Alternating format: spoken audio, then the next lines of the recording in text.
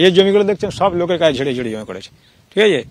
আর কোনোদিন খাটে না, লক্ষ্যে যা মানে কি বলবার, লোকের সাথে দ্বন্দ্ব, লোকের সাথে ঝগড়া, আর এই যে লোকের জোর করে যে জমিগুলো নেবে একটা দলবল আছে, এর পিছনে পার্টি আছে, ঠিক আছে। না হলে এরকম এতবার বাড়তে পারে, কবে কমে যেত। এ খুব অসভ্য, প্রধান অঞ্চলে ঘুরে দেখবো ওর নামটা কি।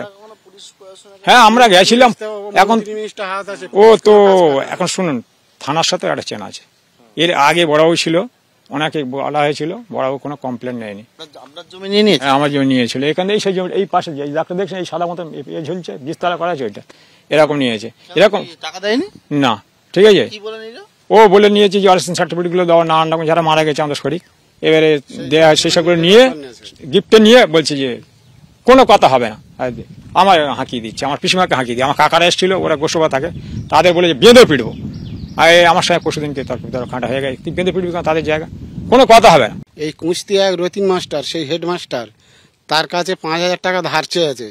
আর সেই ও একটু বয়স্ক হয়ে গেছে তো, এমন চিটিংবাজ, এমন তোমার কথা বলবে তুমি গলে যেতে হবে বলে ওর কাছে এটিএম কার্ডটা নিয়েছে। এবার যতদিন টাকা ছিল ওর 65 লক্ষ টাকা তুলে নেই, বাড়ি ঘরদর করেছে 65 লক্ষ টাকা।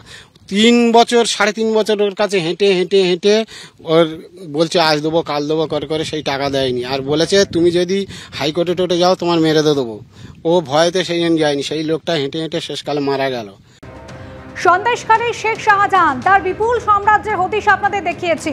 আরিয়াদহের ত্রাস জয়ন্ত সিং তার দুধ সাদা অট্টালিকা, আর এবার সোনারপুরের শাহজাহান তার সাম্রাজ্যের হদিশ মিলল প্রতাপনগরে। আর এই বিশাল অট্টালিকাতে অত্যাচার চালানো হতো, সালিশি সভায় যোগ না দিলে পায়ে শিকল বেঁধে নারকীয় অত্যাচার চালানো হতো, এমনই অভিযোগ সামনে এসেছে। একের পর এক গ্রামবাসী এবার মুখ খুলছেন। যে ছবি আপনাদের সামনে রেখেছি, বিশাল যে অট্টালিকা দেখতে পাচ্ছেন, এটি সোনারপুরের জামাল সর্দার, এবং এই বাড়িতেই নাকি বিচার সভা বসাতেন তৃণমূল কর্মী জামাল সর্দার, এমনই অভিযোগ জানাচ্ছেন গ্রামবাসীরা। ঠিক কি হতো এই বাড়িতে? অভিযোগ আসছে যে একের পর এক স্থানীয় বাসিন্দারা বা গ্রামবাসী যারা রয়েছেন তাদের শিকল দিয়ে মারধর করা হতো। বাড়ির মধ্যে যে শিকল পড়ে রয়েছে সেই ছবি আগেই আপনাদের সামনে রেখেছি। পারিবারিক বিবাদ মেটানোর নামে সালিশি সভা বসানো হতো, এবং যে সভায় পাশবিক অত্যাচার চালানো হতো। যদিও গতকাল এই সাম্রাজ্যের মালিক জামাল সর্দার তিনি বলেছিলেন এই শিকল তার বাড়িতে গরু বেঁধে রাখার জন্য রাখা হতো, ঘোড়া বেঁধে রাখার জন্য রাখা হতো। যদিও একের পর এক গ্রামবাসী তারা কিন্তু অভিযোগ জানাচ্ছেন যে এভাবেই শিকল দিয়ে বেঁধে তাদের ওপর নারকীয় অত্যাচার চালানো হতো। সোনারপুর থানা এলাকার প্রতাপনগরের উত্তর সাঙ্গুর গ্রামে আমরা রয়েছি। এই গ্রামেই হচ্ছে তৃণমূল কর্মী জামাল সর্দারের বাড়ি, এবং যে বাড়ি বললে ভুল হবে, প্রাসাদ, এবং সেই প্রাসাদের মধ্যেই চলতো জামালের বিচারালয়। বাড়ির যে গেট, সেই গেটে রয়েছে 5খানা সিসি ক্যামেরা মোড়া, এবং বাড়ির চারপাশে সিসি ক্যামেরা মোড়া অবস্থা রয়েছে।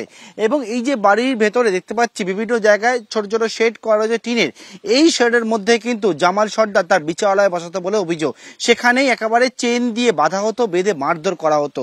শুধু তেমনটাই নয়, বাড়ির সামনে একটা ছোট পুকুর দেখতে পাওয়া যাচ্ছে, যেখানে কালো জল, অনেকেই বলছেন এই কালো জলের মধ্যে অনেককে চোবানো পর্যন্ত হতো, যেখানে দেখা যাচ্ছে মাছ কচ্ছপ ঘুরে বেড়াচ্ছে। বাড়ির ভেতরে রয়েছে বেশ কিছু গাড়ি, এবং বাড়ির চারপাশে একেবারে সিসি ক্যামেরা মোড়া রয়েছে সমস্ত জায়গায়। জামাল সর্দার যিনি গোটা ঘটনা ঘটাবার পর কিন্তু যেটা অভিযোগ যে তার বিরুদ্ধে শুধুমাত্র সালিশির নাম করে ডেকে এনে মারধর, তেমনটা কিন্তু নয়। তার বিরুদ্ধে অভিযোগ রয়েছে বিভিন্ন লোকের থেকে জমি কেড়ে নেওয়ার পর্যন্ত অভিযোগ রয়েছে। জামালের খোঁজ ইতিমধ্যে পুলিশ শুরু করেছে, কিন্তু ঘটনার পর থেকে বেপাত্তা জামাল শুধু একা নয়, জামাল একটা গোটা টিম নিয়ে কাজ করতো, সেই টিমেরও খোঁজ করছে সোনারপুর থানা তদন্তকারী আধিকারিকরা। ক্যামেরায় উজ্জ্বল ঘোষের সঙ্গে রঞ্জিত হালদার ও পার্থপ্রতিম ঘোষ, এবিপি আনন্দ, দক্ষিণ 24 পরগনা।